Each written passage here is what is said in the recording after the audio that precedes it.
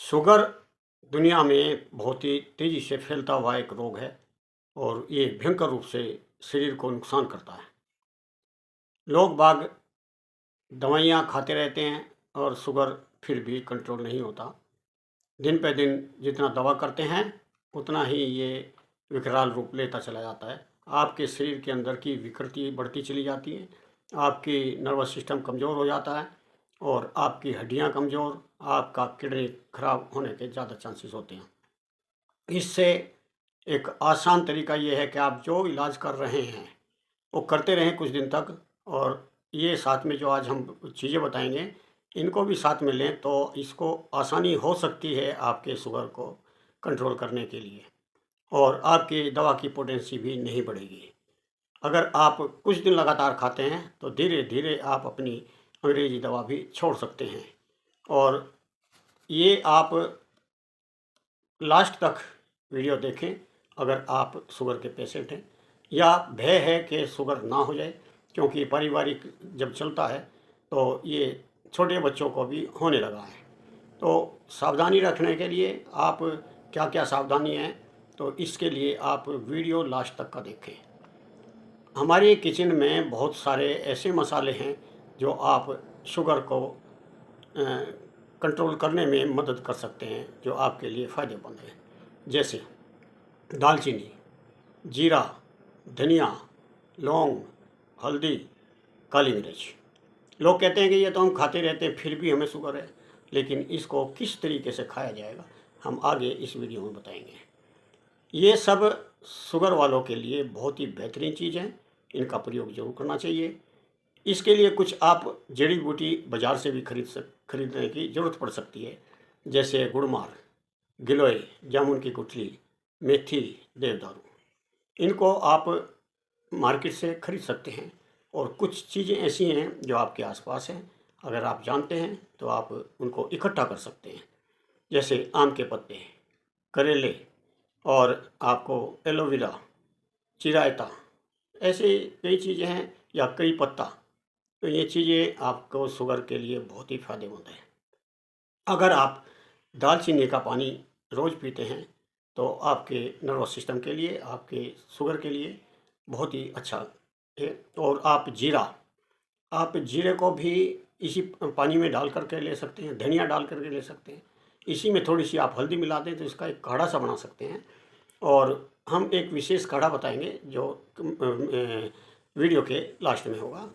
तो धनिया, लौंग और हल्दी, काली मिर्च, इनका एक टेस्टी काढ़ा बन जाता है।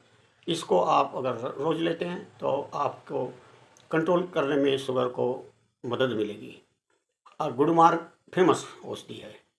आप मेथी फेमस औषधि है। गिलोय और जामुन की गुठली ये अधिकतर लोग प्रयोग करते भी हैं, लेकिन कुछ तरीके हैं कि आप किस तरीके से इनको लेंगे।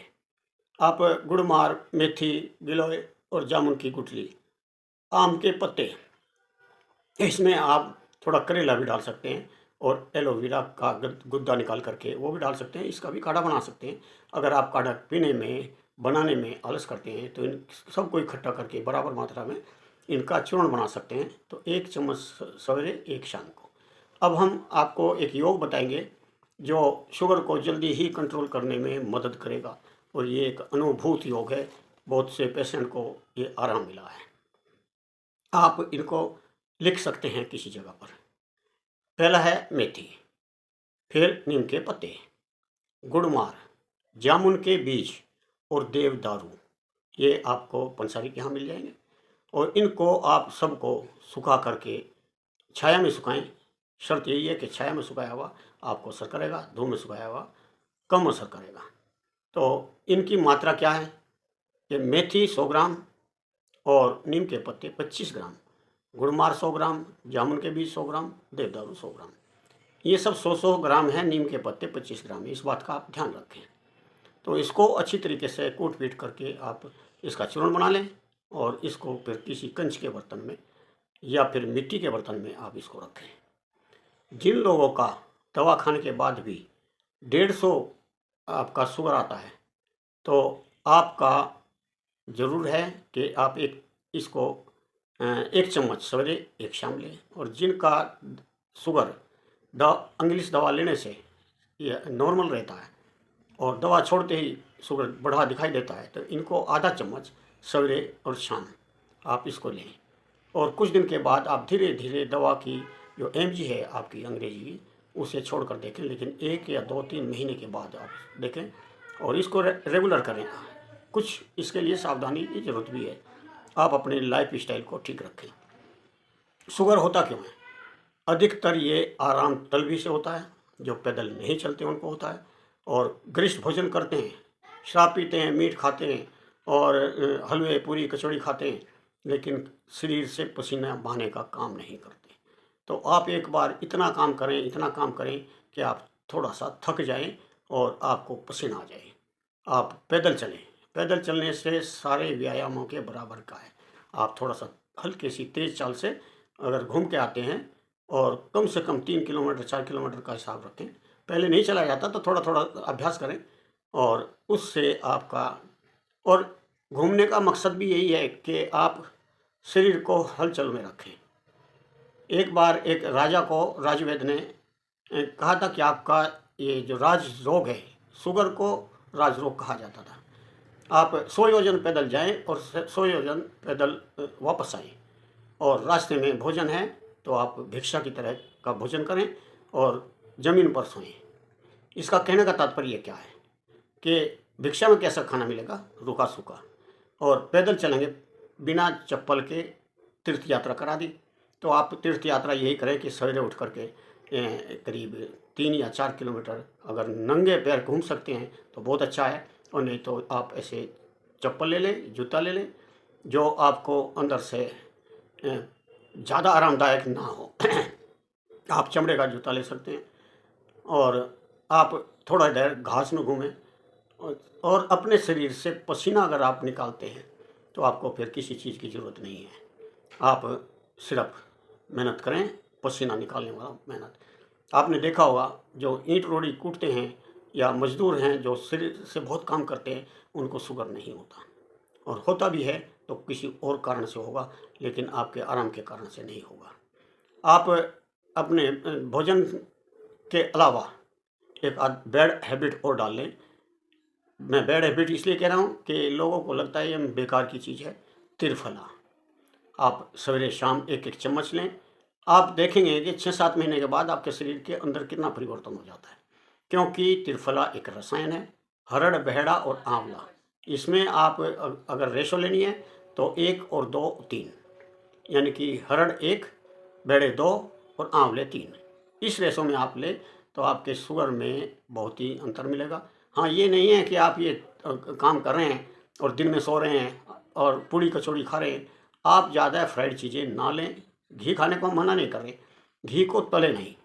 आप थोड़ा रोटी पर लगा सकते हैं, सब्जी में डाल सकते हैं, लेकिन आप उससे तलेंगे तो आपको नुकसान करेगा। आप हफ्ते में 2-3 बार, अगर शहरी है तो आप नीम की दातून करें, अगर देहात में है तो आप रोज़ नीम की दातून करें और प्राणायाम करें, योगा करें। प्राणायाम योगा करने से भी काफ़ी शरीर की समस्याएं दूर होती है। और खाने में, फलों में आप खट्टे फल लें, पपीता खाएं, और फल जो खाएंगे आप कम से कम 500 ग्राम, यानी कि आधा किलो तक आप एक दिन में फल खाएं तो आपको काफ़ी आराम मिलेगा। फल खाने से आपको काफ़ी रिजल्ट मिलते हैं। कई लोग कहते हैं इसमें मीठा है। फलों का मीठा आपको नुकसान नहीं करेगा आयुर्वेद के अनुसार। और भोजन के बाद उसको पचाने के लिए, आप उसकी गरिष्ठता ख़त्म करने के लिए आप जीरा खाएं, सौंफ मिश्री खाएं। मिश्री नहीं, सौंफ खाएं और जीरा खाएं। आप अगर खाली जीरा खाते हैं तो आपको काफ़ी रिजल्ट अच्छा मिलेगा। और घरेलू मसाले इस्तेमाल करें, अपने आहार में इस्तेमाल करें, जैसे प्याज है, लहसुन है और आप मेथी, इनका ज़रूर सब्जियों में प्रयोग करें। और आप लहसुन का दूध भी पी सकते हैं। अगर आप दूध पीना चाहें तो 3-4 कलियाँ आप कूट करके दूध में पकाएं और दूध पी लें, तो लहसुन वाला दूध आपको बहुत ही अच्छा रहेगा। आपको शुगर को कंट्रोल करने में मदद करेगा। बहुत ही जल्दी आपको सहायता मिल जाएगी। मेरी वीडियो ये आपको कैसी लगी आप कमेंट में ज़रूर बताएं, और आपको कैसी वीडियो मुझसे चाहिए वो भी कमेंट में लिखें। मेरा चैनल अगर सब्सक्राइब नहीं किया तो आप इसको सब्सक्राइब कर लें और मेरी इस वीडियो को लाइक करें, अपने दोस्तों में शेयर करें, जितने ग्रुप्स हैं उनमें शेयर करें। धन्यवाद, नमस्कार।